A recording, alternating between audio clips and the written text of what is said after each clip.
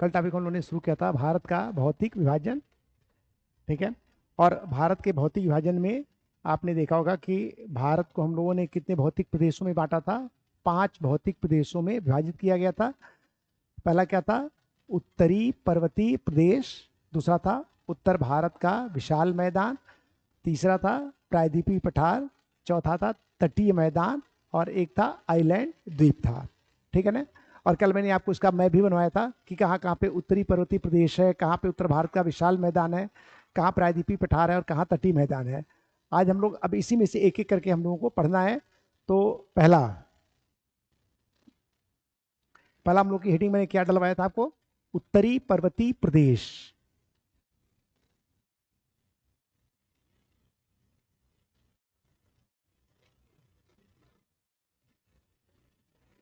पर्वतीय प्रदेश।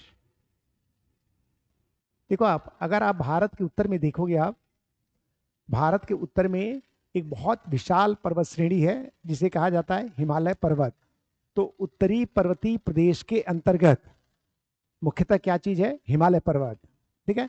आगे बढ़ने से पहले इसमें क्या पढ़ना है, कैसे पढ़ना है, एक बार समझते हैं कि वास्तव में ये पूरी की पूरी संरचना कैसी थी। देखो, आप कहानी कुछ आज से लगभग 20 करोड़ साल पहले की है। ठीक है। अगर आप 20 करोड़ साल पहले आप देखेंगे तो पृथ्वी ऐसे नहीं थी। आज जितने हमारे पास, कितने हमारे पास कॉन्टिनेंट हैं, कितने महाद्वीप हमारे पास हैं आज के समय में? 7 महाद्वीप हैं। ठीक है ना। और कई सारे महासागर हैं। तो पहले लगभग 20 करोड़ साल पहले ये स्थिति नहीं थी। इतने महाद्वीप हमारे पास नहीं थे। ठीक है ना। पृथ्वी पर एक ही महाद्वीप था। ठीक है। और अगर एक महाद्वीप था तो एक ही महासागर था। तो पृथ्वी पर एक महाद्वीप था और एक महासागर था। जिन विद्वानों ने इनका अध्ययन किया था, ठीक है, उनमें एक बड़े विद्वान का नाम आपने सुना होगा। उनका नाम था वेगनर। ठीक है ना। वेगनर ने एक सिद्धांत दिया था, महाद्वीपीय विस्थापन सिद्धांत। पहले पहले समझ लो कहाँ से हिमालय पर्वत आया। ठीक है ना। तभी आप एक्चुअल में हिमालय पर्वत को समझ पाएंगे कि हिमालय पर्वत की संरचना कैसी है। ठीक है ना। तो आज से लगभग 20 करोड़ साल पहले, ठीक है, एक बड़ा सा महाद्वीप हुआ करता था। उसका नाम था पेंजिया। ठीक है ना। सारे मतलब सातों महाद्वीप एक ही साथ जुड़े हुए थे और उसका नाम था पेंजिया। और एक ही महासागर, प्रशांत महासागर, अटलांटिक महासागर, हिंद महासागर, आर्कटिक महासागर, अन्य महासागर एक साथ जुड़े हुए थे और इसका नाम उन्होंने रखा था पैंथालासा। और उन्होंने जो पेंजिया का मानचित्र बनाया था, तो देखो आप कुछ इस तरह से था।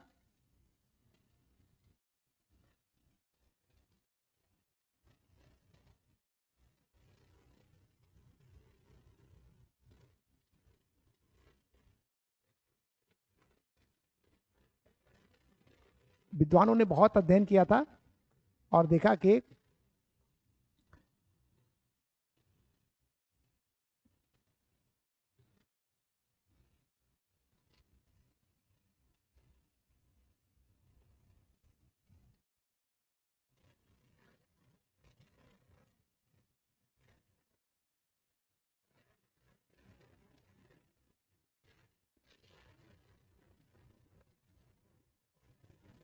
ये पहले का हमारा पृथ्वी का मानचित्र था, लगभग 20 करोड़ साल पहले। मोटा मोटा आप समझ लो। आप देखिए, आप ये है उत्तरी अमेरिका महाद्वीप। उत्तरी अमेरिका महाद्वीप पहले लगा हुआ था यूरोप महाद्वीप से। इसी के बीच में अटलांटिक महासागर है। तो ये क्या हो गया? उत्तरी अमेरिका। ये क्या हो गया? यूरोप। ये हो गया एशिया। ये है दक्षिण अमेरिका, अफ्रीका महाद्वीप और भारत। भारत का कौन सा भाग? प्रायद्वीपीय पठार। तब उत्तर भारत का विशाल मैदान हमारे पास नहीं था। ठीक है ना। हमारे पास हिमालय पर्वत नहीं था। एक भूखंड था जिसको हम कहते हैं प्रायद्वीपीय पठार, जो दक्षिण भारत का भाग है। ये पहले अफ्रीका महाद्वीप से क्या था? लगा हुआ था। और उससे लगा हुआ था ऑस्ट्रेलिया और अंटार्कटिक महाद्वीप। ठीक है ना। ये सारे आपस में एक स्थान पर जुड़े हुए थे, जिसे जिन विद्वानों ने इनका अध्ययन किया था, तो उसमें एक विद्वान थे वेगनर। उन्होंने इस बड़े महाद्वीप का नाम रखा था पेंजिया। तो देखो आप, हमारे पास न तो हिमालय है, न उत्तर भारत का विशाल मैदान है केवल क्या है? प्रायद्वीपीय पठार। इसका नाम उन्होंने रखा था पेंजिया। ठीक है। और इसी के चारों तरफ एक विशाल महासागर था जिसका नाम रखा गया पैंथालासा। यही हमारे पास कुल मिलाकर के स्थिति थी। पेंजिया था, पैंथालासा था। उसके बाद ऐसा क्यों हुआ? पहले ये आपके जब विश्व का भूगोल आपके सिलेबस में हुआ करता था तो ये महाद्वीपीय विस्थापन सिद्धांत हम पढ़ते थे, ठीक है ना। किन शक्तियों ने इसको तोड़ा, किन शक्तियों ने महाद्वीपों को इधर उधर किया, ठीक है, ये सारी बातें हम लोग विस्तार से पढ़ते थे। बस आपको केवल हिमालय और उत्तर भारत का विशाल मैदान समझाना है, तो थोड़ा सा हम लोग इसकी चर्चा कर रहे हैं, अदरवाइज इसे पढ़ने की आवश्यकता नहीं है। हिमालय की संरचना, उत्तर भारत के विशाल मैदान की संरचना तभी आप समझ पाएंगे जब ये बात समझेंगे कैसे इसका निर्माण हुआ होगा। तो क्या हुआ कि पेंजिया दो टुकड़े में टूट गया, ठीक है ना। ये क्या है? उत्तरी अमेरिका, ये है यूरोप और ये है एशिया। ये क्या है? दक्षिण अमेरिका, अफ्रीका, प्रायद्वीपीय भारत, ऑस्ट्रेलिया और अंटार्कटिका, ठीक है ना। पेंजिया दो टुकड़े में टूट गया और ये क्या भाग है? उत्तरी अमेरिका, ये है यूरोप और ये है एशिया। ये पूरा का पूरा भाग टूट करके खिसक गया, ठीक है ना। अब देखिए, अब कितने महाद्वीप बन गए? दो महाद्वीप, एक उत्तर का और एक दक्षिण वाला भाग, ठीक है ना। और कितने सागर बन गए? दो सागर, एक तो इसके चारों तरफ पैंथालासा था और एक बीच में बन गया, इसका नाम उन्होंने रखा टेथीस सागर। टेथीस सागर, ठीक है। और इसके बाद तमाम भूखंड अलग हो गए। जैसे इसमें दक्षिण अमेरिका था, ये टूट करके क्या हो गया? पश्चिम की ओर निकल गया। अंटार्कटिका महाद्वीप था, ये दक्षिण की तरफ हो गया। ऑस्ट्रेलिया है, ये निकल करके इधर आ गया। कुल मिलाकर के इनका क्या हुआ, कैसे हुआ, वो हमारे अध्ययन की विषय वस्तु नहीं है। हमारा अध्ययन की विषय वस्तु है इस प्रायद्वीपीय भारत का क्या हुआ। तो प्रायद्वीपीय भारत अफ्रीका महाद्वीप से टूट करके उत्तर की ओर खिसकने लगा, ठीक है। इसके बीच में कौन सा सागर है? टेथीस सागर। टेथीस सागर धीरे धीरे क्या होने लगा? बंद होने लगा, धीरे धीरे सिकुड़ने लगा, ठीक है ना। और टेथीस सागर के एक तरफ क्या है? एशिया महाद्वीप, और टेथीस सागर के इधर कौन सा है? प्रायद्वीपीय भारत। अभी भी टेथीस सागर आज भी आपको दिखाई देता है। अब टेथीस सागर का अधिकांश भाग समाप्त हो गया, लेकिन इसका बचा हुआ भाग अभी भी दिखाई देता है भूमध्य सागर के रूप में। भूमध्य सागर के उत्तर में क्या है? यूरोप है, और भूमध्य सागर के दक्षिण में क्या? अफ्रीका है। तो अफ्रीका महाद्वीप और यूरोप महाद्वीप के बीच में अभी भी भूमध्य सागर है, जो किसका भाग है? प्राचीन टेथीस सागर का भाग है। लेकिन वो टेथीस सागर पूरा का पूरा भारत तक फैला हुआ था, लेकिन भारत के अधिकांश भाग में ये टेथीस सागर क्या हो गया? समाप्त हो गया। तो देखिए, एक तरफ क्या है? एशिया है, एक तरफ प्रायद्वीपीय भारत है। अगर इसको प्रोफाइल में आप देखें तो कुछ आपको इस तरह से दिखेगा।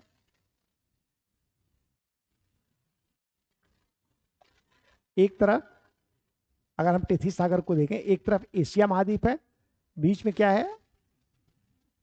टेथीस सागर है, और एक तरफ क्या है? प्रायद्वीपीय भारत है, और बीच में है टेथीस सागर, ठीक है। ये प्रायद्वीपीय भारत धीरे धीरे क्या हो रहा था? आगे बढ़ रहा था, धीरे धीरे ये आगे बढ़ रहा था, और टेथीस सागर धीरे धीरे क्या हो रहा था? सिकुड़ रहा था, ठीक है। और बहुत सारी इधर से आने वाली बहुत सारी नदियां आकर के कहां पे गिरती थी? टेथीस सागर में गिरती थी, ठीक है।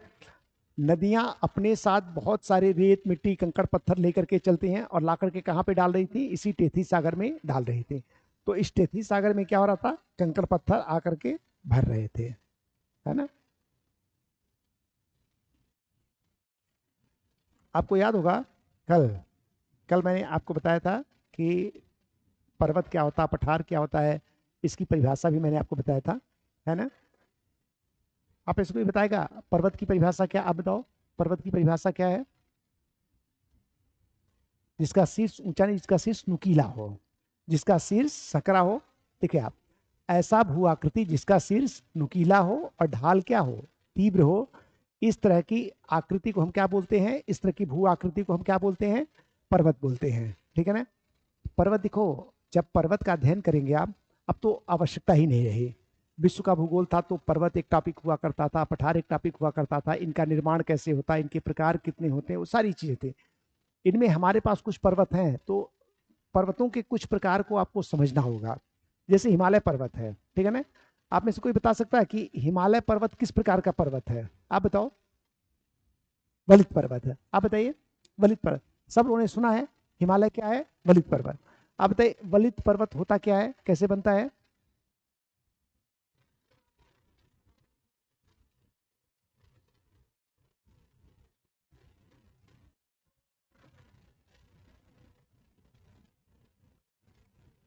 टकराने से क्या होगा? मानिए ये टकरा गया तो क्या हो जाएगा? अच्छा, वलन का अर्थ क्या होता है? वलन शब्द का अर्थ क्या है? आप इसे बताइए, वलन का अर्थ क्या है? वलन से ही क्या बना है? वलित पर्वत बना है। वलन का अर्थ क्या होता है? शाब्दिक अर्थ क्या है?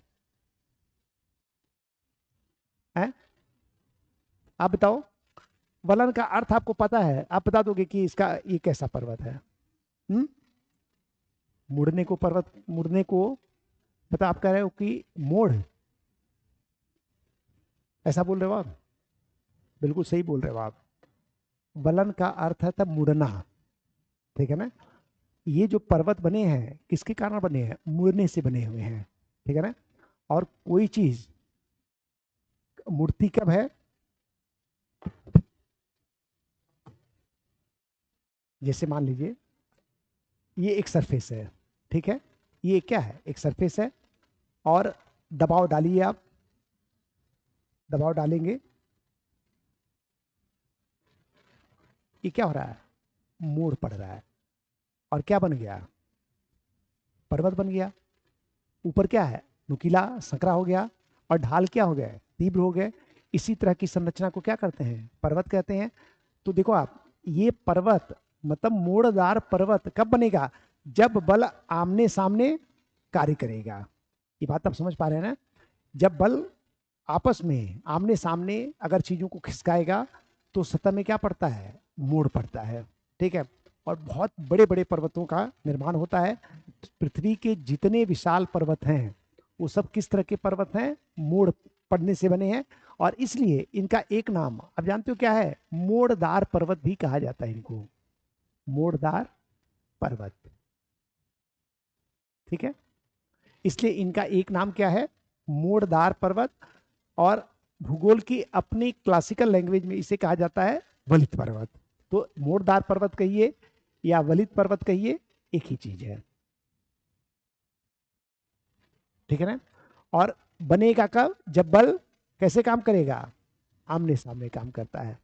जब बल आमने सामने कार्य करता है तब कौन सा पर्वत बनता है? मोड़दार पर्वत या वलित पर्वत बनता है, ठीक है। देखो आप, इस तरह के बल को बोला जाता है संपीडनात्मक बल।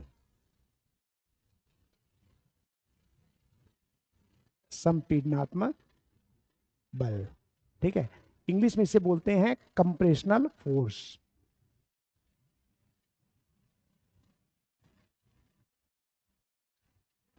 Compressional force.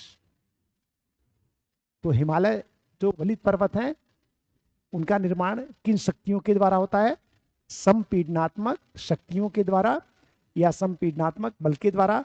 अर्थात जब बल आमने सामने कार्य करता है, ठीक है, तो सतह में विस्तृत मोड़ पड़ जाते हैं। परिणाम स्वरूप क्या बनता है? वलित पर्वत का निर्माण होता है, ठीक है। देखो आप, अगर थोड़ा सा आप पृथ्वी पे जितने पर्वत पाए जाते हैं भारत में ध्यान रखो आप, विश्व का तो अब पढ़ना भी नहीं है आपको। भारत में जो पर्वत पाए जाते हैं उनमें एक पर्वत है हिमालय। एक पर्वत आप देखेंगे ना, अरावली श्रेणी। अरावली पर्वत नाम सुना है सब लोगों ने, अरावली पर्वत। एक पर्वत आपने सुना होगा सतपुड़ा पर्वत, ठीक है। अरावली पर्वत भी क्या है? मोड़दार पर्वत, वलित पर्वत है। हिमालय भी क्या है? वलित पर्वत है, ठीक है। क्या सतपुड़ा, आप बता सकते हो सतपुड़ा किस प्रकार का पर्वत है? हम्म? भ्रंश से, भ्रंश क्या होता है?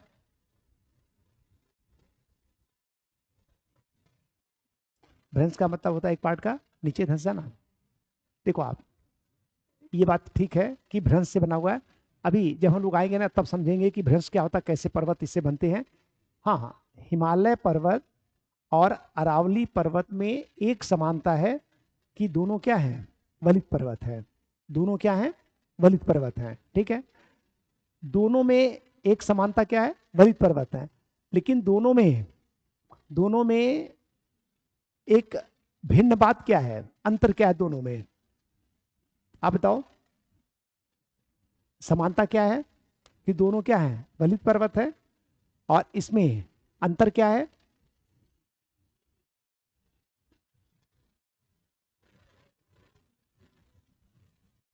आप बताओ, आप बताओ। सबसे पुराना, और हिमालय पर्वत क्या है, नया। दोनों में अंतर यह है कि अरावली पर्वत पृथ्वी का प्राचीनतम वलित पर्वत है। जिन शक्तियों ने इसका निर्माण किया था वो शक्तियां समाप्त हो गई। पर्वत का बनना क्या हो गया, समाप्त हो गया। ठीक है, पर्वत का बनना क्या हो गया, समाप्त हो गया। और जब पर्वत बनने बंद हो जाते हैं तब कुछ अपर्दनकारी शक्तियां होती हैं। वो अपर्दनकारी शक्तियां पर्वत को धीरे धीरे क्या करती हैं, काटने लगती हैं। ठीक है, जैसे मान लीजिए,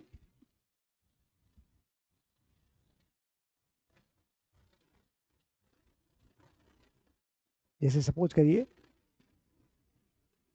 ये एक पर्वत है, ठीक है ना। तो जब तक पर्वत की निर्माण करने वाली शक्तियां काम करती हैं तब तक तो पर्वत क्या है, बनता रहता है। ठीक है, और जब पर्वत का निर्माण करने वाली शक्तियां लगभग खत्म हो जाती हैं, खत्म हो जाती हैं, तो धीरे धीरे पर्वत क्या होता है, कटने लगता है, छटने लगता है।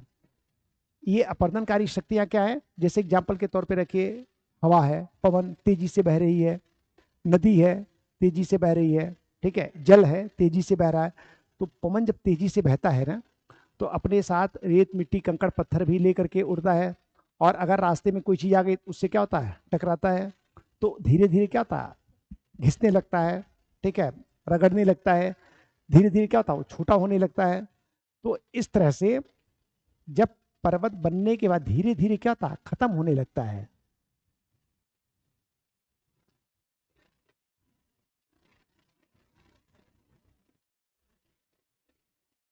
क्या पर्वत खत्म हो गया, नहीं, अभी पर्वत क्या है, बचा हुआ है। इस तरह के बचे हुए पर्वत को हम क्या कहते हैं, हम बोलते हैं अवशिष्ट। अवशिष्ट मतलब होता बचा हुआ। अवशिष्ट पर्वत, तो एक पर्वत क्या है, बचा हुआ पर्वत। और अवशिष्ट शब्द का शाब्दिक अर्थ है बचा हुआ। तो अरावली वर्तमान समय में क्या है, अवशिष्ट पर्वत है। मूल रूप से क्या था ये, वलित पर्वत। तो पृथ्वी के प्राचीनतम वलित पर्वतों में था, लेकिन लंबे समय तक अपर्दनकारी शक्तियों ने इसे घिस करके, काट करके काफी नीचे कर दिया है। और वर्तमान समय में किस चीज का एग्जाम्पल है, ये अवशिष्ट पर्वत का उदाहरण है। हिमालय के साथ बात यह है कि अभी भी, तो इसका भी निर्माण, इसका भी निर्माण कैसे हुआ होगा, अरावली का बल आमने सामने काम किए होंगे। तो जब तक काम बल काम करता रहा तब तक पर्वत क्या है, बनता रहा, बनता रहा, बनता रहा। आमने सामने बल काम करना बंद हो गया, पर्वत का निर्माण क्या हो गया, बंद हो गया। करोड़ों वर्षों तक इसके बाद किन शक्तियों ने काम किया, अपर्दनकारी शक्तियों ने कार्य किया, और पर्वत को काट छाट करके काफी क्या कर दिया, नीचे कर दिया। और वर्तमान समय में क्या बन गया, ये अवशिष्ट पर्वत बन गया।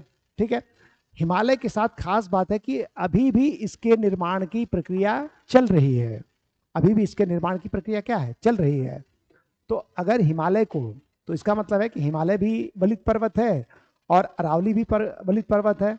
दोनों में अंतर करना हो तो हम कैसे करेंगे, क्या लिखेंगे कि पता चल जाए कि दोनों में अंतर हो गया। एक को क्या बोलेंगे, प्राचीनतम वलित पर्वत, और एक को क्या बोलेंगे, नवीनतम वलित पर्वत। तो जब भी हिमालय के बारे में कुछ बात कहना तो आप क्या बोलेंगे, केवल वलित पर्वत नहीं, बल्कि क्या बोलेंगे, नवीन वलित पर्वत। ठीक है, निर्माण कैसे होता है, बल जब आमने सामने कार्य करता है।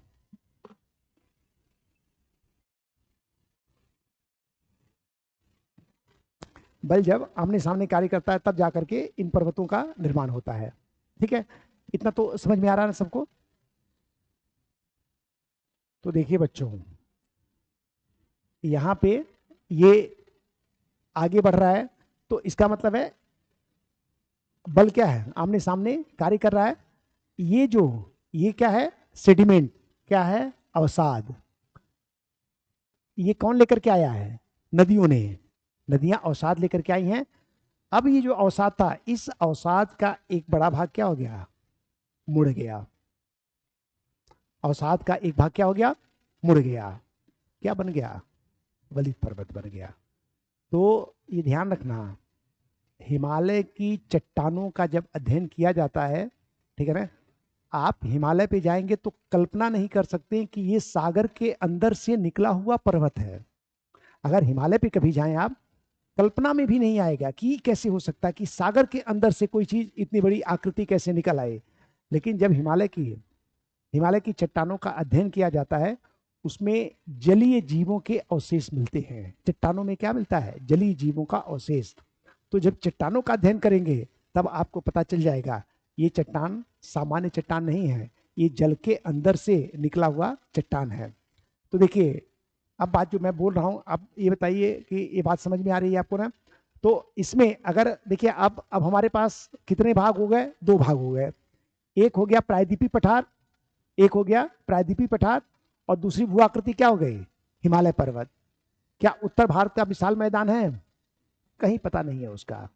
अभी उत्तर भारत के विशाल मैदान का कहीं पता नहीं है।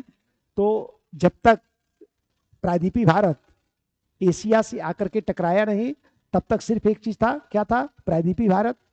आकर के टकराया, एक और भू आकृति बनी, कौन सी बनी, हिमालय पर्वत। हमारे पास कितनी भू आकृति हो गई, दो। एक हो गया प्रायद्वीपीय पठार और एक हो गया हिमालय पर्वत। और इसके बीच में भी क्या है, टेथी सागर बचा हुआ है। अभी इसके बीच में क्या है, टेथी सागर बचा हुआ है। हिमालय से आने वाली नदियों ने, हिमालय से आने वाली नदियों ने इस टेथी सागर को भर दिया। किससे, अवसादों से भर दिया। तो यहां पे धीरे धीरे नदियों ने आकर के इस अवसाद को, इसे पूरा का पूरा क्या कर दिया, भर दिया। मतलब सबसे पहले यहां पे क्या बना, यहां पे बना एक पर्वत, क्या नाम है इसका, हिमालय पर्वत। और इस हिमालय पर्वत के दक्षिण में अभी भी क्या है, बचा हुआ है। इसको इसको नदियों ने अवसादों से क्या कर दिया, भर दिया।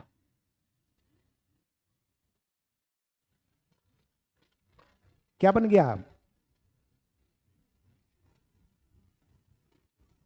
क्या बन गया, पीछे बताओ, उत्तर भारत का विशाल मैदान। ठीक है, तो सबसे प्राचीनतम खंड कौन सा है, भारत में सबसे प्राचीनतम खंड कौन सा है, प्रायद्वीपीय पठार। उसके बाद किसका नंबर है, हिमालय पर्वत। और सबसे नवीनतम भाग कौन सा है, उत्तर भारत का विशाल मैदान। तो दो चीजें, एक हो गया हिमालय पर्वत और एक हो गया उत्तर भारत का विशाल मैदान। दोनों दोनों कहां से निकले हैं, टेथी सागर के अंदर से निकले हैं। ये बात आप समझ पा रहे हैं, ठीक है ना। तो अगर मान लीजिए हिमालय के बारे में बोलना है तो पहले क्या बोलेंगे, हिमालय पर्वत नवीन वलित पर्वत का उदाहरण है। ठीक है, इसका निर्माण देखो, अब जो बात मैं बोल रहा हूं ये बात आपको समझ में आ रहा है ना। हिमालय पर्वत नवीन वलित पर्वत का उदाहरण है। इसका निर्माण टेथी सागर में निक्षेपित अवसादों के अवसादों के अवसादों के जमा होने से नहीं, अवसादों के बलन मतलब मोड़, अवसादों में मोड़ पड़ने से हुआ है। ठीक है ना। तो पहली बात क्या हो गई हिमालय पर्वत के बारे में, हिमालय पर्वत। और वैसे विशेषता के आधार पर देखें तो दुनिया की सबसे लंबी पर्वत श्रेणी कौन सी है, इंडीज पर्वत, जो कहाँ पे है, दक्षिण अमेरिका में है। दूसरे नंबर की सबसे लंबी पर्वत श्रेणी कौन सी है, राकीश पर्वत, कहाँ पे है, उत्तरी अमेरिका में है। दुनिया की तीसरी सबसे लंबी पर्वत श्रेणी कौन सी है, हिमालय पर्वत। ठीक है, हिमालय पर्वत दुनिया का सबसे ऊंचा, विश्व की सबसे ऊंची पर्वत श्रेणी कौन सी है? हिमालय पर्वत। तो एक सामान्य बात क्या हो गई? हिमालय पर्वत विश्व की सबसे ऊंची पर्वत श्रेणी है, या विश्व की तीसरी सबसे लंबी पर्वत श्रेणी है। यह नवीन वलित पर्वत का उदाहरण है। किसका? नवीन वलित पर्वत का उदाहरण है। ठीक है, एक टर्म और आएगा, तो यहां तक आपको समझ में आ रहा है? एक टर्म और आएगा, एक बार उसको समझ लेते हैं, फिर सारी बात हम लिखेंगे, बढ़िया समझ में आ जाएगा। देखो बच्चों, जब से पृथ्वी का निर्माण हुआ है, आप में से कोई बता सकता? आप मुझे बताइए कि पृथ्वी की आयु, उम्र कितनी होगी? लगभग 4.6 अरब वर्ष। अगर इसको करोड़ में बोले तो कितना हो जाएगा? जो उन्होंने बोला कि 4.6 अरब वर्ष, ठीक है, अगर इसको करोड़ में बोलेंगे तो कितना आएगा? जैसे मान लें कि मैंने कहा कि 1 लाख, अगर आपसे पूछो कि इसको हजार में बताइए तो क्या बताओगे? 100,000। ठीक है ना? तो 4.6 अरब साल उस बच्चे ने बोला, इसको करोड़ में बताओ कितना हो जाएगा? आप बताओ पीछे। 4,000, 400, 600, 460 करोड़। कितना जाएगा? 4 अरब का मतलब हो गया 100 करोड़ का 1 अरब होता है, तो 4.6 मतलब 4 अरब का कितना हो गया? 400 करोड़। और जो 0.6 है वो क्या है?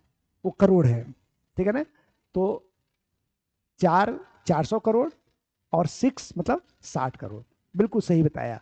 पृथ्वी की आयु लगभग 460 करोड़ निर्धारित की गई है। ठीक है ना? पृथ्वी की आयु लगभग कितनी है? 460 करोड़ साल। ठीक है।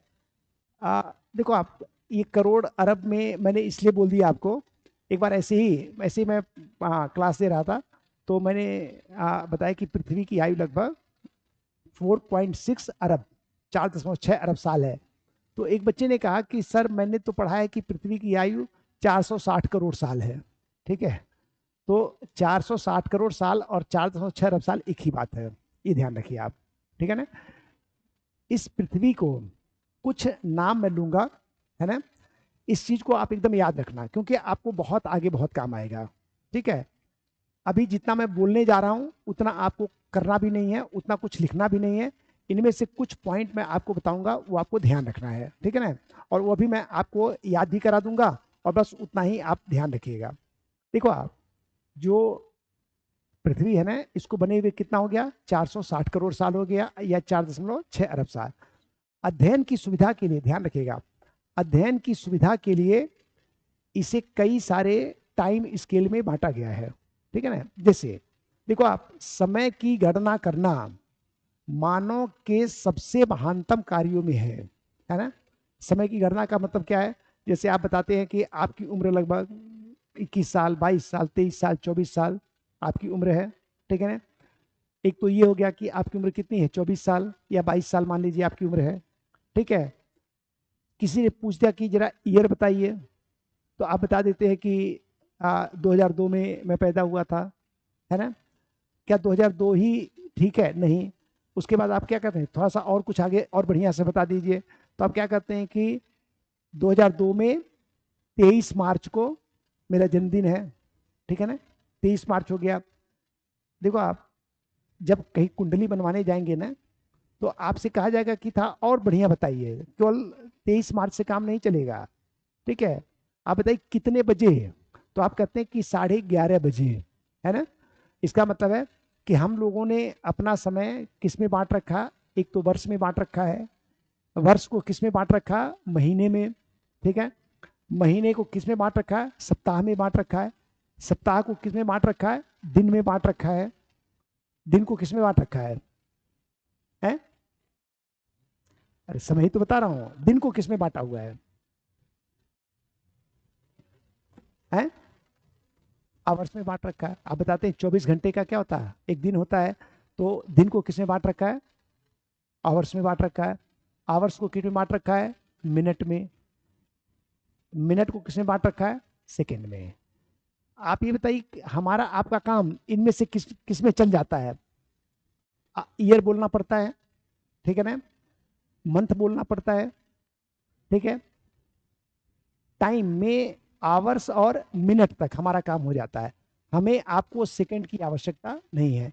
कभी आपसे नहीं कहा जाएगा कि 8:30 और 40 सेकंड पे क्लास चलेगी, ऐसा नहीं बोला जाता है। हमारा आपका काम कैसे चल जाता है, मिनट तक, कि 8:30 बजे आ जाना, इतने बजे आ जाना। हम सेकंड हमारे लिए आवश्यक नहीं है। फिर सेकंड की आवश्यकता क्यों पड़ गई, आप बताओ, सेकंड की आवश्यकता क्यों पड़ गई? मान लीजिए कि दो बच्चे दौड़ रहे थे, ठीक है ना, और आपको देख करके लगा कि साथ साथ ही उन्होंने क्रॉस लाइन, उन्होंने जो फिनिश लाइन है साथ साथ वो किया, मतलब मिनट में नहीं बता सकते कौन मिनट में आगे था, तब कहाँ पे आवश्यकता आ गई, सेकंड की आवश्यकता आ गई। बाद में पता चला सेकंड से भी काम नहीं चल रहा है, तो फिर माइक्रो सेकेंड, नैनो सेकेंड जैसी चीजें क्या है, समय के साथ आती गई। तो हमारा आपका काम चल जाता है ईयर में, मंथ में, आवर में, मिनट में। इसी तरह से पृथ्वी को बड़े बड़े कालखंडों में बांटा गया। एक बड़ा कालखंड क्या है, इरा, ठीक है ना। एरा को बांटा गया है पीरियड में, पीरियड को बांटा गया है इपोक में, और एक इपोक को बांटा गया है टाइम में, ठीक है ना। इसमें इपोक बहुत महत्वपूर्ण है, बहुत सारे इपोक का नाम आप सुनते रहते हैं, ठीक है ना। एक बार मैं आपको इपोक बताता हूं कौन कौन सा है, ठीक है, और इस इपोक में किस इपोक को आपको ध्यान रखना है वो अभी मैं बता दूंगा, सिर्फ उतना ही। देखो, आप बहुत पढ़ना है, आपको कम नहीं पढ़ना है, बहुत पढ़ना है। अनावश्यक चीजों, अनावश्यक चीजें आपके नोटबुक पे लिखी ही नहीं होनी चाहिए, ठीक है। अनावश्यक चीज रहेंगी तो आपका ध्यान क्या उसमें जाएगा, और उसका कोई मूल्य एग्जाम के लिए होता नहीं है ना। तो कुछ इपोक आपको जानना चाहिए, इस इपोक का कई बार इस्तेमाल होगा, ठीक है।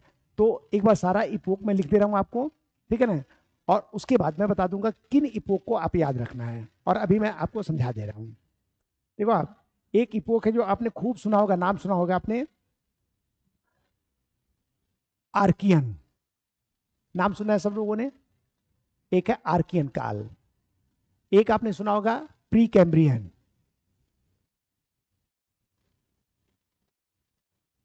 प्री कैम्ब्रियन, ठीक है। अगर प्री कैम्ब्रियन है तो एक क्या होगा, कैम्ब्रियन। आपको बिल्कुल कलम नहीं चलाना है, ध्यान रखना प्लीज, जहां पे बोलूंगा उतना ही कलम चलाना है आपको। एक हो गया कैम्ब्रियन। आपको मालूम है जब विश्व का भूगोल आपके सिलेबस में था, ये पूरा टाइम स्केल भी याद करना पड़ता था, है ना। ये सवाल ही पूछा जाता था, पृथ्वी की भूवैज्ञानिक संरचना बताइए, तो आपको बताना पड़ता था कि कितने कितने कालखंड है। कठिन नहीं है, वो मैं क्लास में ही बच्चों को याद करा देता था, ठीक है ना। कैम्ब्रियन हो गया। एक इसमें है आर्डोविशियन,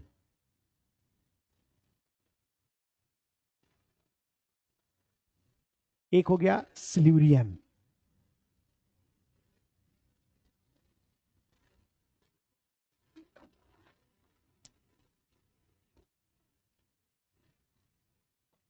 एक हो गया डिवोनियन, एक हो गया कार्बोनी फेरस, और एक हो गया परमियन, ठीक है ना।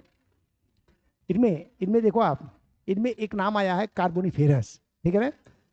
कार्बोनीफेरस से नाम आप देखोगे, कार्बोनीफेरस पे ये शब्द कहाँ से आया होगा, कार्बन से, कार्बन से क्या बना है, कार्बोनीफेरस, ठीक है ना। और कार्बन का मतलब कोयला, कार्बन का मतलब क्या है, कोयला।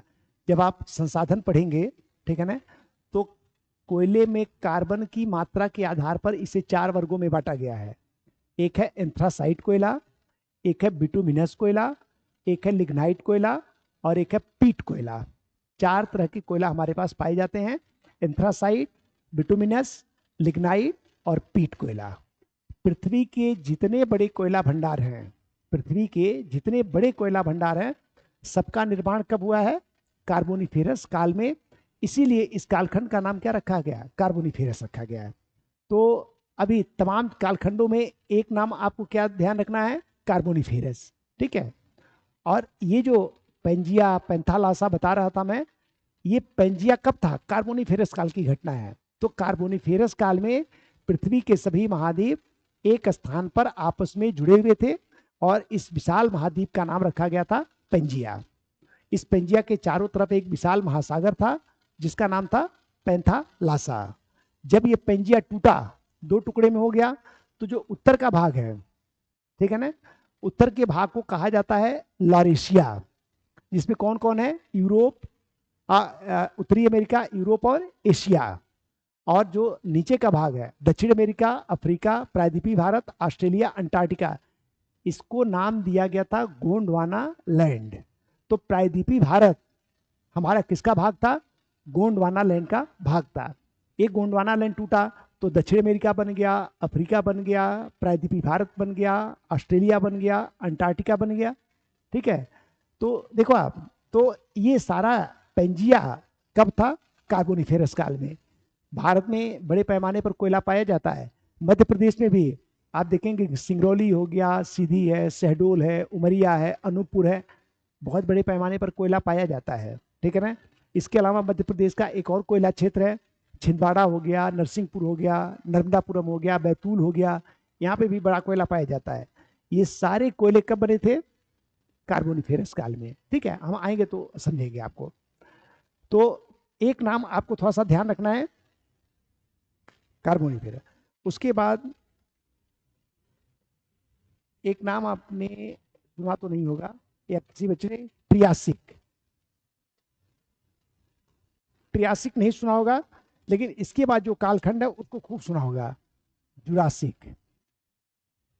याद आ रहा? जुरासिक, जुरासिक पार्क तो सुना ही होगा। जुरासिक वो कालखंड है जब पृथ्वी पर बड़े बड़े जीव आ गए थे, जिनको हम बोलते हैं डायनासोर। ठीक है ना। तो डायनासोरों का काल आ गया, और इसमें एक कालखंड और है, इसको कहते हैं क्रिटेशियस।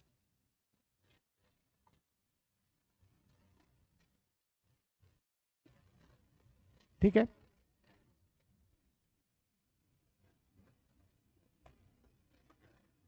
इसके बाद एक कालखंड है जिसे बोलते हैं पैलियोसीन। पैलियोसीन, इयोसीन, अलिगोसीन,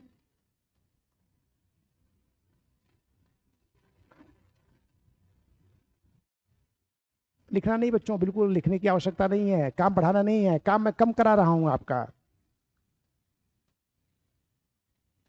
जितना मैं बोलूंगा बस उतना ध्यान रखना है। वैसे पढ़ना बहुत ज्यादा है तो मैं आपका काम बढ़ाऊंगा नहीं, आपका काम कम कर दूंगा। ठीक है। जैसे आपको बहुत कम चीजों में आपकी अपनी चीजें काम लायक क्या है, रह जाएंगे, आपकी प्रारंभिक परीक्षा, मुख्य परीक्षा, सारी रिक्वायरमेंट क्या है, पूरी हो जाएगी। ठीक है। तो पेलियोसिन, इयोसिन, अलिगोसिन, बायोसिन, प्लायोसिन, और देखो आप, एक है प्लिस्टोसिन,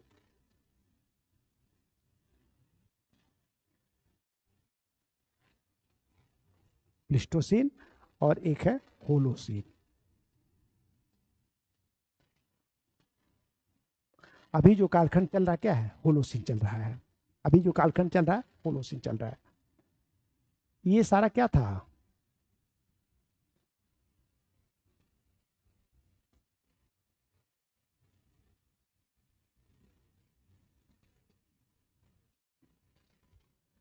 ये सारा पृथ्वी का कालखंड है, इपोक। ठीक है ना। देखिए, ये इपोक है, इसमें एक है पीरियड। ठीक है ना। तो पृथ्वी को बने हुए मोटा मोटा हो गया है 460 करोड़ साल। ठीक है ना। पृथ्वी पर कौन सी घटना कब घटित हुई, इसके बारे में बहुत जानकारी नहीं है, लेकिन लास्ट 60 करोड़ साल में जो घटना घटित हुई उनके बारे में जानकारी है, काफी कुछ जानकारी है, वैज्ञानिक प्रमाण भी हमारे पास है। लेकिन शुरुआती 400 करोड़ साल में कौन सी घटना कब घटित हुई, किस पॉइंट ऑफ टाइम पे घटित हुई, इसके बारे में बहुत जानकारी नहीं है। तो शुरुआती 400 करोड़ साल, ठीक है ना, शुरुआती 400 करोड़ साल यही दोनों हैं, यही दोनों शुरुआती 400 करोड़ साल है। और बाकी सारा कितना है, लास्ट जो 60 करोड़ साल है, इनको। तो देखो आप, जिन कालखंड के बारे में हमें बहुत जानकारी नहीं है, ठीक है, कौन सी घटना किस पॉइंट ऑफ टाइम पे हुई, उसके बारे में हमने कोई पीरियड नाम ही नहीं दिया। और जहां से पता चलने लगता है कहाँ पे क्या घटना हुई, कब कोयला बना, कब जीव सागर से जल पर आए, स्थल पर आए, कब स्थल पर प्लांट बने, कब प्लांट में फूल आना शुरू हुए, ठीक है, कब जाकर के अन्य जीवों का, कब जाकर के मानव जैसे उच्च कोटि के प्राणी का विकास हुआ, है ना। तो यहां से हमें आपको पता चलने लगता है। तो इसलिए इस कालखंड को बोला जाता है प्राथमिक काल। क्या बोलते हैं? प्राथमिक। ठीक है। और अगर वो प्राथमिक है तो ये कालखंड कौन सा हो गया? ये द्वितीयक हो गया। क्या हो गया? द्वितीयक। ठीक है। और अगर वो द्वितीयक है तो ये क्या हो जाएगा? तृतीयक। ठीक है। ये तृतीयक है तो ये क्या हो जाएगा? चतुर्थक।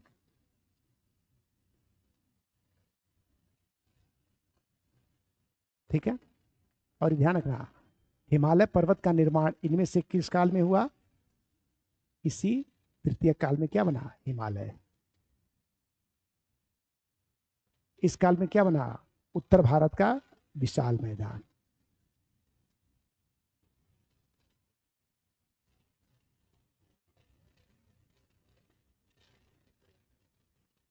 समझ रहे हैं आप ना?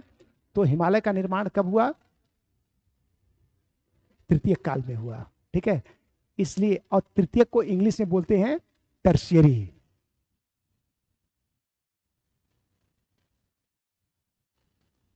टर्शियरी। ठीक है ना। तो देखो आप, हिमालय अगर वैश्विक संदर्भ में देखा जाए तो किस तरह का पर्वत है? विश्व की तीसरी सबसे लंबी पर्वत श्रेणी, विश्व की सबसे ऊंची पर्वत श्रेणी। ठीक है।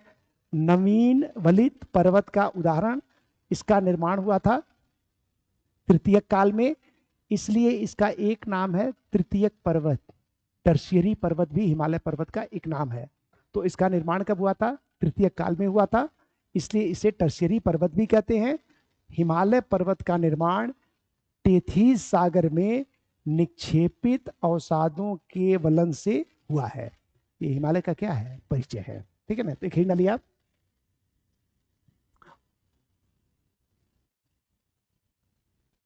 इसमें इसमें एक ये नाम जानना है, आर्कियन। ठीक है। और एक नाम जानना है कार्बोनिफेरस, एक नाम जानना है क्रिटेशियस, एक नाम जानना है तृतीयक, और एक नाम जानना है चतुर्थक। ठीक है। तो पहला बोलो, पहले क्या हो गया? आर्कियन। पहला हो गया आर्कियन, उसके बाद है कार्बोनिफेरस, उसके बाद है क्रिटेशियस, इसके बाद है तृतीयक, और उसके बाद है चतुर्थक। एक बार फिर बोलो आप, पहला हो गया आर्कियन, पहला हो गया आर्कियन, उसके बाद कार्बोनिफेरस, पहला हो गया आर्कियन, उसके बाद कार्बोनिफेरस, इसके बाद क्रिटेशियस, इसके बाद तृतीयक, और इसके बाद चतुर्थक। एक बार फिर बोलो आप, पहला हो गया आर्कियन, पहला हो गया आर्कियन, उसके बाद कार्बोनिफेरस, दूसरा हो गया कार्बोनिफेरस, दूसरा हो गया कार्बोनिफेरस, तीसरा हो गया क्रिटेशियस, तीसरा क्या हो गया? क्रिटेशियस, चौथा हो गया तृतीयक, और उसके बाद है चतुर्थक। ये जो क्रिटेशियस काल है ये आपके मध्य प्रदेश के लिए बहुत महत्वपूर्ण है। ठीक है। क्योंकि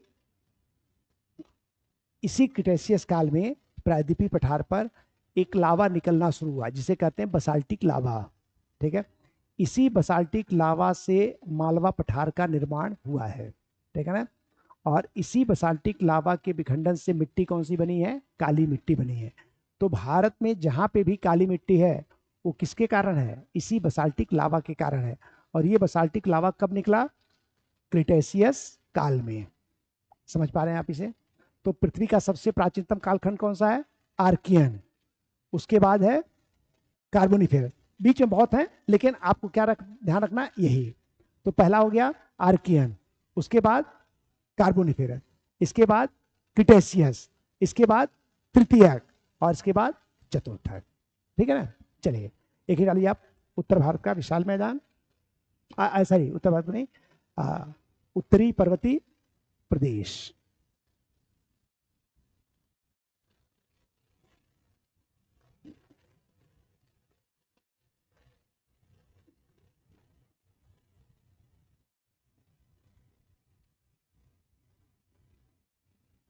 देखिए अब आप,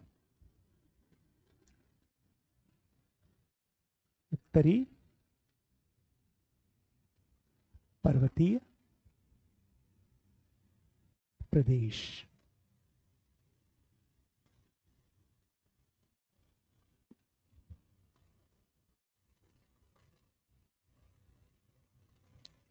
देखिए हिमालय पर्वत को, हिमालय पर्वत को, हिमालय पर्वत को इसके अंतर्गत, हिमालय पर्वत को इसके अंतर्गत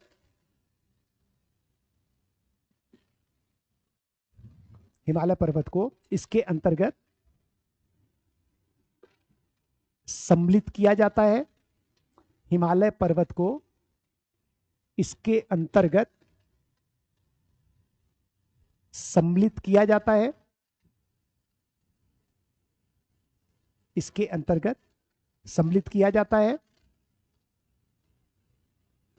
हिमालय विश्व की सबसे ऊंची, हिमालय विश्व की सबसे ऊंची, विश्व की सबसे ऊंची तथा तीसरी सबसे लंबी,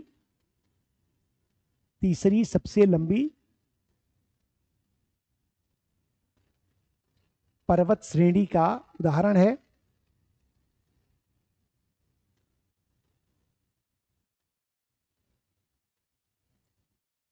भारत के अधिकांश उत्तरी, भारत के अधिकांश उत्तरी भागों में, अधिकांश उत्तरी भागों में इसका विस्तार है।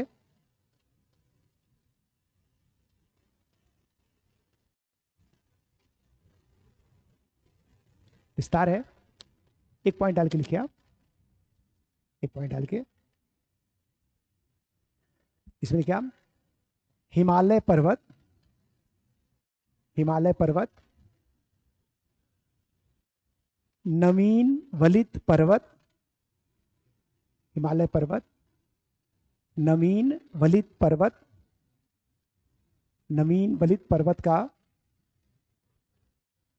उदाहरण है।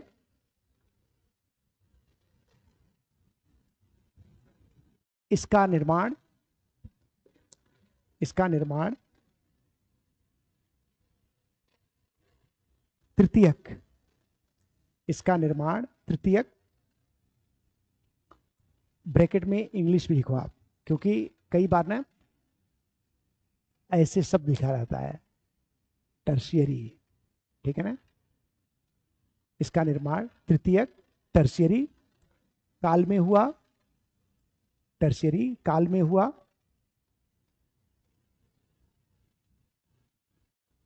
इसलिए इसे, इसलिए इसे तृतीयक अथवा टर्शियरी, हिंदी में भी लिखना है इसे, इसे तृतीयक अथवा टर्शियरी, टर्शियरी पर्वत भी कहते हैं, टर्शियरी पर्वत भी कहते हैं। हिमालय पर्वत,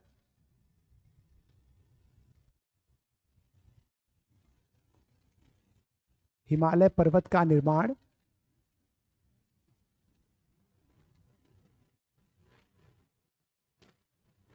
हिमालय पर्वत का निर्माण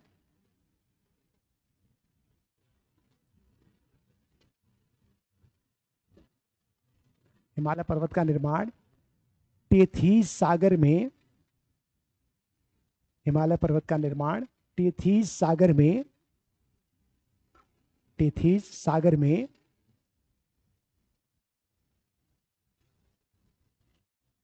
निक्षेपित, निक्षेपित मतलब डाल देना, ठीक है ना, टेथीज सागर में निक्षेपित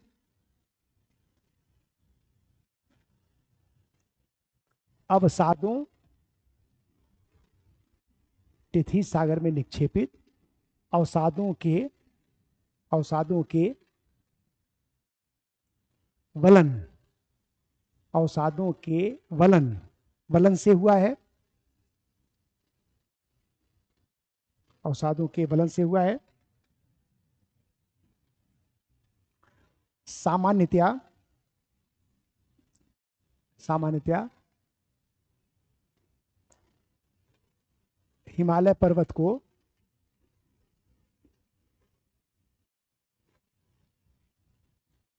पांच, हिमालय पर्वत को 5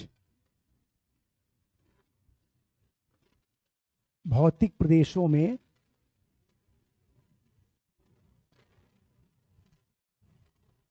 5 भौतिक प्रदेशों में विभाजित किया जाता है, भौतिक प्रदेशों में विभाजित किया जाता है।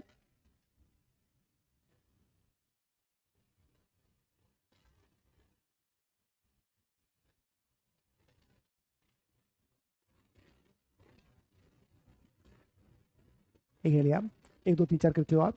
महान हिमालय,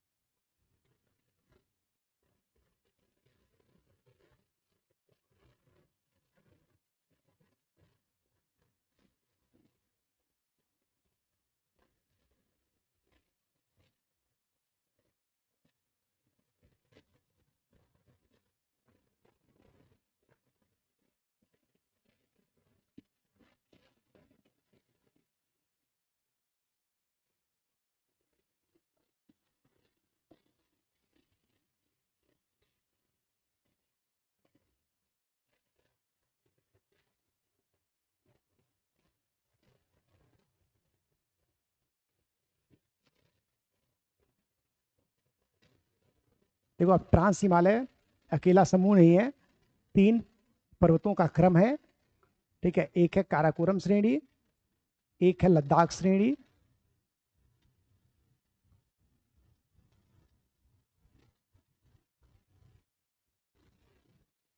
और एक है जास्कर।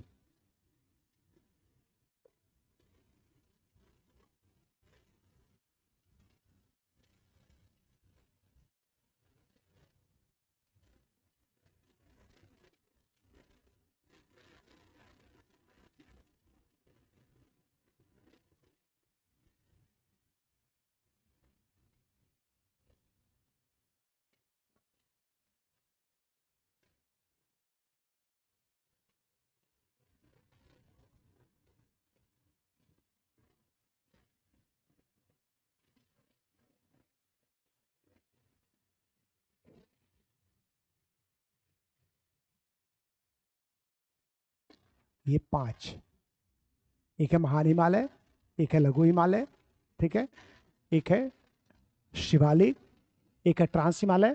ट्रांस हिमालय में 3 श्रेणियां हैं, एक है काराकोरम श्रेणी, लद्दाख श्रेणी, जास्कर श्रेणी, और 5वीं है पूर्वी पहाड़ियां। ये हिमालय के क्या है, अलग अलग भौतिक प्रदेश हैं या भौतिक खंड है।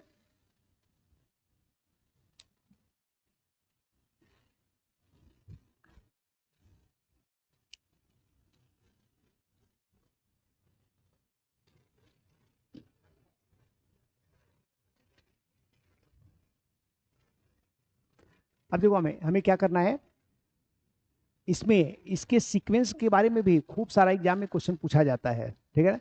तो पहले एक मैप बनाते हैं, केवल भारत का उतना भाग जहाँ पे हिमालय पर्वत क्या है, विस्तृत है। तो इनमें किन पर्वत श्रेणियों की स्थिति क्या है, एक बार मैप पे लोकेट करते हैं। उसके बाद महान हिमालय, लघु हिमालय, शिवालिक, एक एक करके सबके बारे में क्या है पढ़ते हैं। ठीक है ना। तो इतने भाग में हमारा काम चल जाएगा। इतने भाग में ही क्या हिमालय पर्वत है।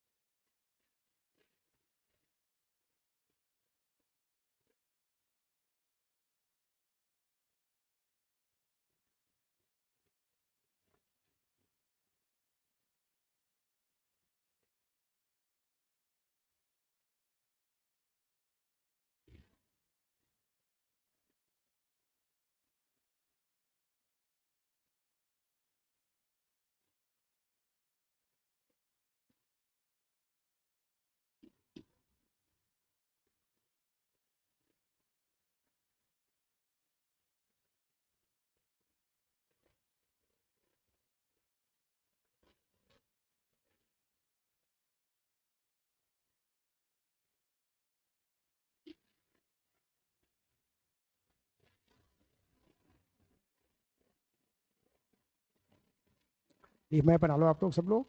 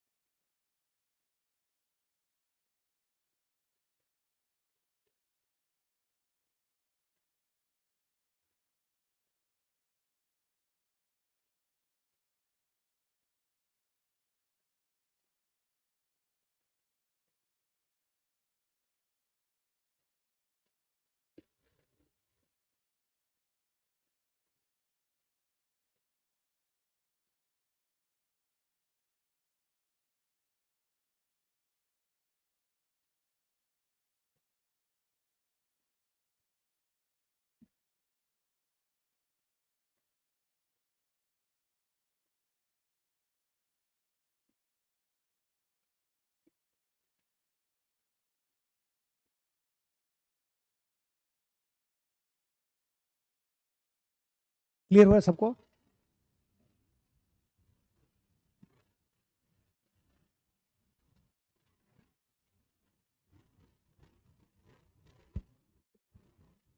थोड़ा सा और बड़ा कर दें।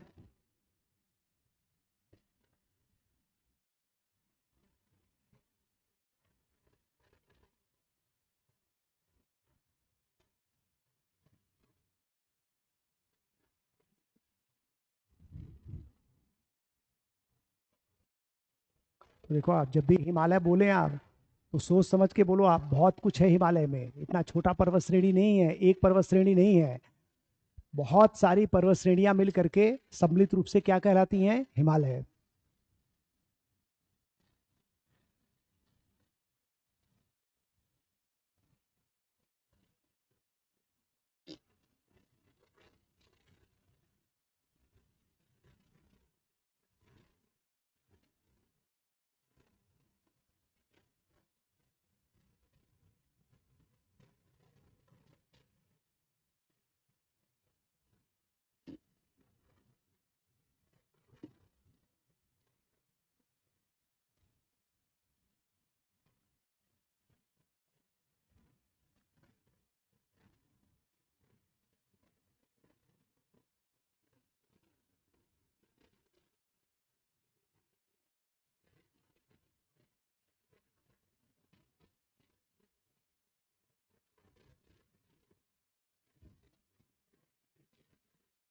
और बड़ा कर दें क्या थोड़ा सा?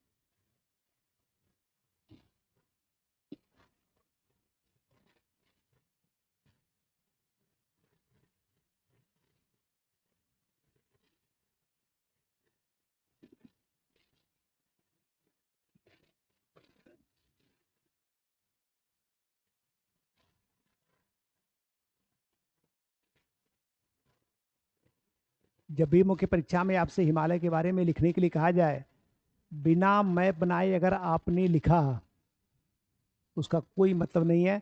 आपको वो कटिंग एज नंबर कभी नहीं मिलेगा जो आपके चयन के लिए क्या होता है? सहायक होता है। तो थोड़ा सा परिश्रम करके, मेहनत करके, अभ्यास करके मैप पर कमांड क्या है? बनाना पड़ेगा आपको।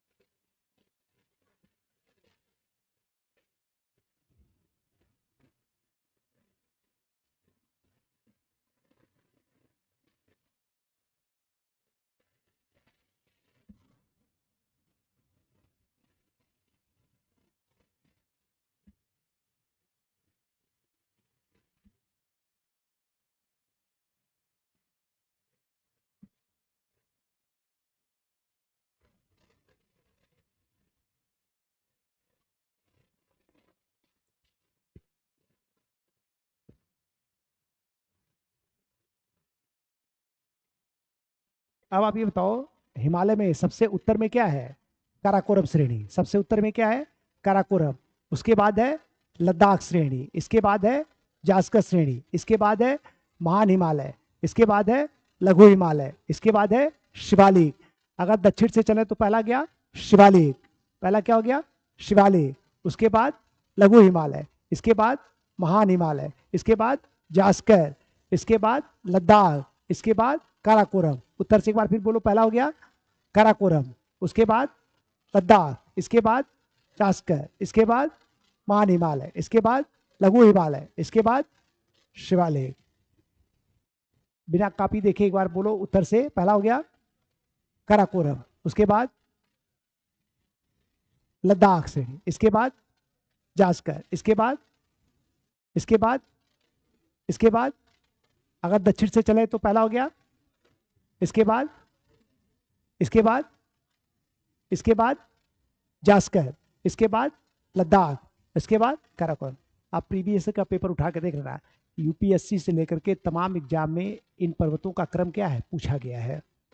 केवल लिख करके आप नहीं समझ सकते हैं, जब तक आप इसे मैप पे नहीं डालोगे तब तक आपको सही तरीके से क्या है समझ में ही नहीं आएगा। लिखते चाहे जितने रहो आप, इसलिए भूगोल में हमेशा ध्यान रखें, मैप और डायग्राम के बगैर अगर अपनी अपनी बात कही, इसका मतलब क्या है, बात बिगड़ जाएगी। केवल वही प्रारंभिक परीक्षा, मुख्य परीक्षा, प्रारंभिक परीक्षा, मुख्य परीक्षा की कहानी लगी रहेगी।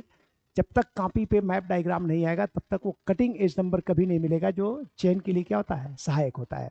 अब देखिए, एक चीज आपने खास तौर पे नोट किया कि हिमालय पर्वत पाकिस्तान में भी है, किस नाम से, सुलेमान श्रेणी और कृथर श्रेणी। हिमालय पर्वत भारत और म्यांमार के बीच में क्या बनाती है, सीमा भी बनाती है, किस नाम से पर्वत है, पूर्वी पहाड़ियों के नाम से। और उत्तर में ये काराकोरम, लद्दाख, जास्कर, महान हिमालय, लघु हिमालय, शिवालिक, इस तरह से है। अब एक एक करके हमें इसी के बारे में पढ़ना है। अब इसमें देखो आप, इसमें थोड़ा सा ट्रांस हिमालय को निकाल दो आप, इसमें आप देखोगे जो महान हिमालय है वो उत्तर पूर्व में और उत्तर पश्चिम में क्या है, मुड़ा हुआ है। मतलब ये पर्वत श्रेणी कैसे है, ये कुछ इस तरह से मुड़ी हुई है।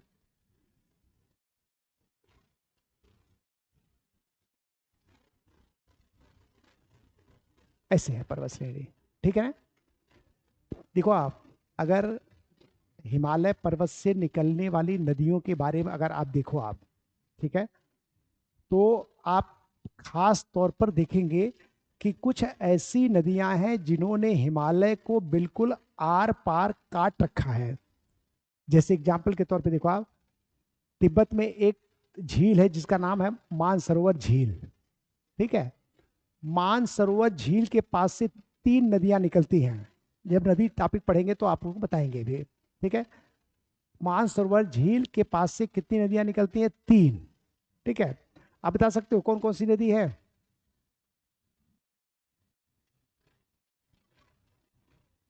आप बताओ। सतलज, आप बताओ। सिंधु, और मिलजुल के बता दो आप सब लोग। हाँ हाँ हाँ वही, अरे बोलो वही सही है, ब्रह्मपुत्र। देखो आप, खास तौर पे आप देखेंगे ना कि ये विशाल पर्वत है, और इस विशाल पर्वत को इन तीनों नदियों ने आर पार किया है, काटा हुआ है।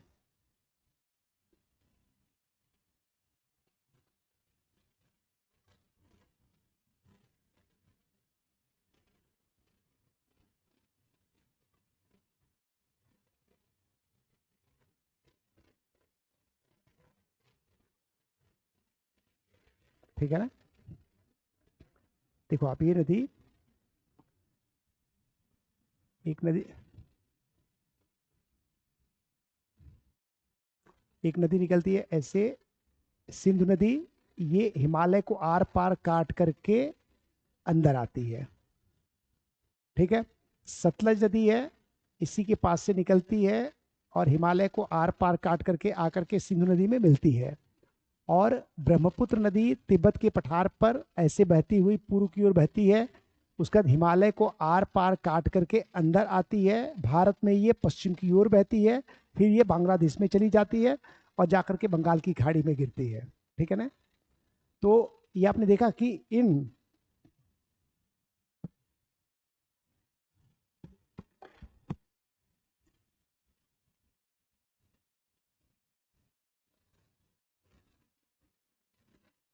ये बात आप समझ पा रहे हैं ना, पर्वत क्या होता है, ऐसे ही होता है, ठीक है ना। इन नदियों ने इस पर्वत में गहरा गहरा क्या लगाया हुआ है, कट लगाया हुआ है,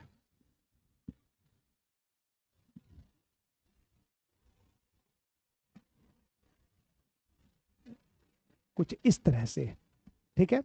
और इसीलिए इसीलिए नदी इधर से बहते हुए इसी कट से होते हुए अंदर की तरफ आती है, ठीक है ना।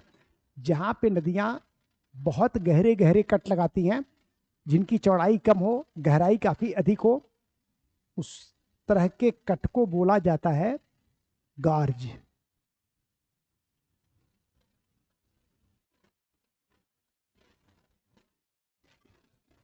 ठीक है ना, क्या बोलते हैं, गॉर्ज बोलते हैं। आप ये बताइए किस नदी का गॉर्ज है, सिंधु नदी का। ये किस नदी का गॉर्ज है, सतलज नदी का। और ये किस नदी का गॉर्ज है, ब्रह्मपुत्र नदी का। जब महान हिमालय आपने बोल दिया, जब आपने महान हिमालय बोल दिया, तो यहां से लेकर के यहां तक नहीं है, इसको हम क्या बोलते हैं, पूर्वी पहाड़ियां बोलते हैं, ठीक है ना। इसका मतलब है कि उत्तर पश्चिम में सिंधु नदी के गॉर्ज से लेकर उत्तर पूर्व में ब्रह्मपुत्र नदी के गॉर्ज तक जो ये भाग है, इसी को क्या बोला जाता है, इसी को बोला जाता है महान हिमालय। ठीक है, तो अगर आपसे पूछा जाए महान हिमालय क्या है, तो देखो आप जितनी पर्वत श्रेणियां बनी हैं, इनमें देखो आप एक काराकोरम बना है, एक लद्दाख बना है, एक जास्कर बना है, एक महान हिमालय, एक लघु हिमालय और एक शिवालिक। अगर आप इसे प्रोफाइल में देखोगे आपने, तो सबसे पहले इनमें बनना शुरू हुआ महान हिमालय। तो पहले महान हिमालय है, महान हिमालय के दक्षिण में क्या है, लघु हिमालय है, लघु हिमालय के दक्षिण में क्या है, शिवालिक है, ठीक है ना। महान हिमालय के उत्तर में क्या है, जास्कर है, जास्कर के उत्तर में क्या है, लद्दाख है, और लद्दाख के उत्तर में क्या है, काराकोरम। इस तरह से पर्वत श्रेणी बनी हुई है। तो सबसे पहले इसमें कौन बना, महान हिमालय, ठीक है ना। तो हिमालय का सबसे प्राचीनतम भाग कौन सा है, महान हिमालय। ये हिमालय का सबसे क्या है, उच्चतम भाग भी है। तो हिमालय का प्राचीनतम और सबसे ऊंचा भाग है। और ध्यान रखा आप, कहां से कहां तक है, उत्तर पश्चिम में सिंधु नदी के गॉर्ज से लेकर उत्तर पूर्व में ब्रह्मपुत्र नदी के गॉर्ज तक। इसकी लंबाई लगभग कितनी है, 2400 किलोमीटर। ठीक है, आकृति कैसी है, चाप की आकृति है, ठीक है। और इसी के ऊपर कई सारी, और इसकी औसत ऊंचाई कितनी है, 6100 मीटर, ठीक है ना। तो महान हिमालय क्या है, हिमालय का सबसे उच्चतम और सबसे प्राचीनतम भाग है, ठीक है। यह उत्तर पश्चिम में सिंधु नदी के गॉर्ज से लेकर उत्तर पूर्व में ब्रह्मपुत्र नदी के गॉर्ज तक विस्तृत है, ठीक है ना। एक हेडिंग डालिए आप, हेडिंग क्या रहेगा,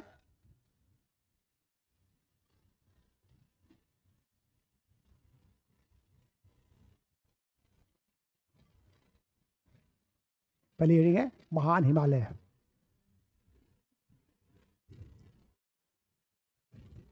देखिए बच्चों, अब इसके बारे में आगे नहीं पढ़ेंगे, कल इसके बारे में पढ़ेंगे। अब आप जितना काम कराया गया इतना घर से पढ़ करके आना, कल भी जो पढ़ाएंगे। अब एक एक करके छोटा छोटा करके आंसर भी आपको लिखवाएंगे, एक एक दो दो करके, ताकि धीरे धीरे आंसर लिखना क्या आपको आ जाए। तो पढ़ते भी रहें और धीरे धीरे क्या है, आंसर भी लिखते रहें। सबसे पहले हम लोग कौन सा आंसर लिखेंगे, जो 20 वर्ड्स का है, ठीक है। 20 वर्ड्स के आंसर धीरे धीरे लिखना शुरू करेंगे। अगर 20 वर्ड अगर आपने लिखना शुरू कर दिया, समझ में आ गया, उसी दिन आपने अपना भाग्य लिख दिया, ठीक है। और जब अभी लिखना शुरू करोगे तो आपको खुद समझ में आएगा कि सब कुछ जानने के बाद भी लिखने में बहुत सारी कठिनाई आ रही है। ऐसा नहीं कि नॉलेज नहीं है, नॉलेज है, समझ भी है, लेकिन वो बात क्या है, आंसर में आ नहीं पाती है। तो एक एक करके हम लोग देखेंगे, ठीक है।